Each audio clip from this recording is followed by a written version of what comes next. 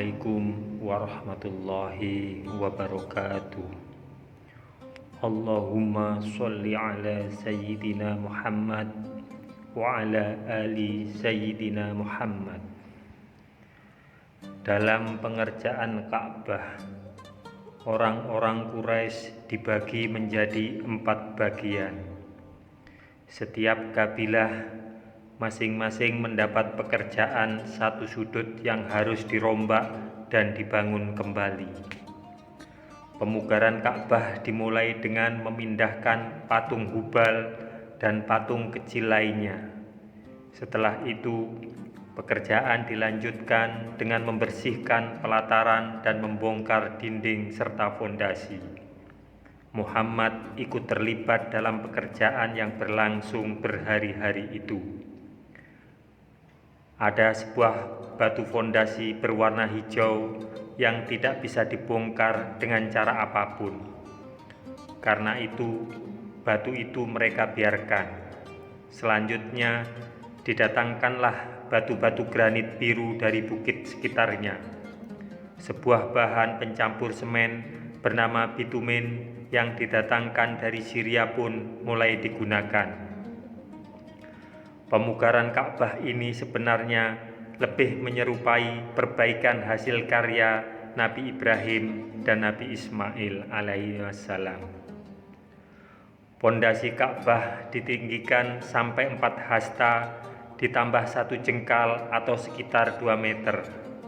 Dalamnya diuruk tanah menjadi lantai yang sulit dicapai air apabila banjir datang kembali. Bersamaan dengan itu, pintu di sisi timur laut pun diangkat setinggi pondasi. Dinding dinaikkan sampai 18 hasta. Saat itulah Ka'bah mulai diberi atap bekas kapal yang kandas itu. Sebuah tangga untuk naik turun juga disiapkan. Kini Ka'bah bebas dari banjir. Isinya terlindungi dari hujan, panas, dan tangan jahil pencuri. Pembangunan berjalan lancar sesuai dengan rencana sampai dinding tembok mencapai tinggi 1,5 meter dan tiba saatnya batu hitam Hajar Aswad ditempatkan kembali ke tempatnya semula di sudut timur. Karena ini merupakan upacara suci penuh kehormatan, berebutlah setiap kabilah untuk melaksanakannya. Kabilah Abdudar merasa lebih berhak daripada kabilah lain, sehingga kedua kelompok saling beradu mulut sampai suasana menjadi semakin panas. Di tengah keadaan itu, muncul Abu Umayyah bin Al-Mughirah. Ia adalah orang tua yang dihormati dan dipatuhi. Ia pun mengajukan sebuah usul yang disetujui oleh semua pihak. Serahkanlah putusan ini di tangan orang yang pertama kali memasuki pintu Shafa. Ternyata yang datang pertama kali dari pintu Shafa adalah Muhammad. Orang-orang pun bersorak lega. Ini dia Al-Amin, seru mereka. Dia adalah orang yang bisa dipercaya. Kami yakin dia bisa memecahkan persoalan ini. Kami akan menerima putusannya. Orang-orang Quraisy pun menceritakan persoalan yang mereka alami.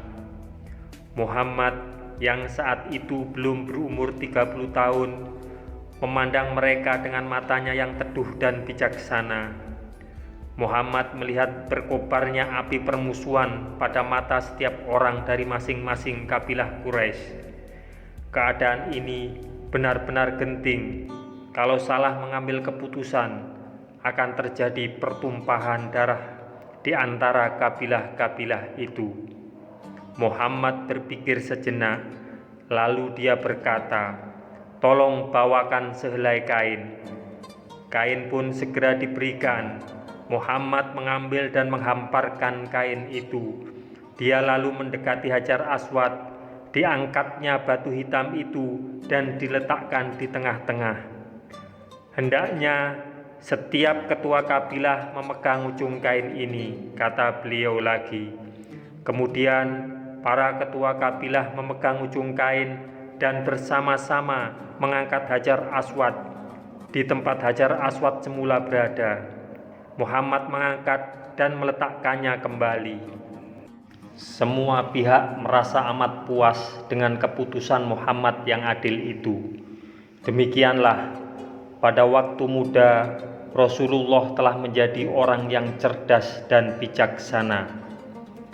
Khadijah adalah wanita teladan yang terbaik. Beliau wanita yang penuh kasih, setia, dan menyerahkan seluruh hidupnya untuk suami tercinta. Khadijah juga wanita yang subur.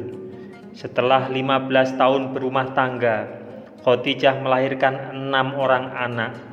Mereka adalah Ruqayyah, Zainab, Ummi Kulsum, Fatimah, Qasim, dan Abdullah. Namun, Qasim dan Abdullah wafat ketika masih bayi, sedangkan keempat anak perempuan yang lain tetap hidup hingga dewasa. Kita dapat membayangkan betapa sedihnya Muhammad dan Khadijah kehilangan kedua putra mereka. Ketika pulang ke rumah dan duduk di samping Khadijah, Muhammad sering melihat kesedihan di wajah istrinya itu. Saat itu, mempunyai anak laki-laki bagi masyarakat jahiliyah adalah hal yang amat penting dan dianggap sebagai sebuah kebanggaan. Sebaliknya, mempunyai anak perempuan adalah hal yang amat memalukan. Bahkan banyak orang yang memilih mengubur bayi perempuannya hidup-hidup daripada membesarkannya. Tentu saja Muhammad dan Khadijah tidak merasa malu memiliki anak-anak perempuan. Mereka menyayangi semua anak mereka tanpa pilih kasih. Apabila putri bungsu mereka, Fatimah, yang saat itu masih berusia 5 tahun, anak cantik yang sedang lucu-lucunya.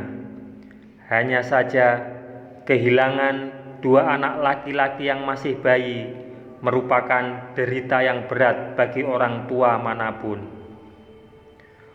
Rasulullah pernah berkata bahwa kekayaan terbesar adalah istri yang solehah. Khadijah adalah kekayaan terbesar Rasulullah pada saat-saat paling sulit dalam hidup beliau.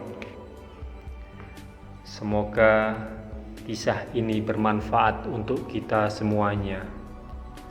Wassalamualaikum warahmatullahi wabarakatuh.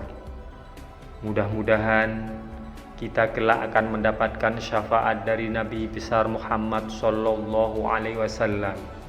Amin, amin, amin, ya rabbal alamin.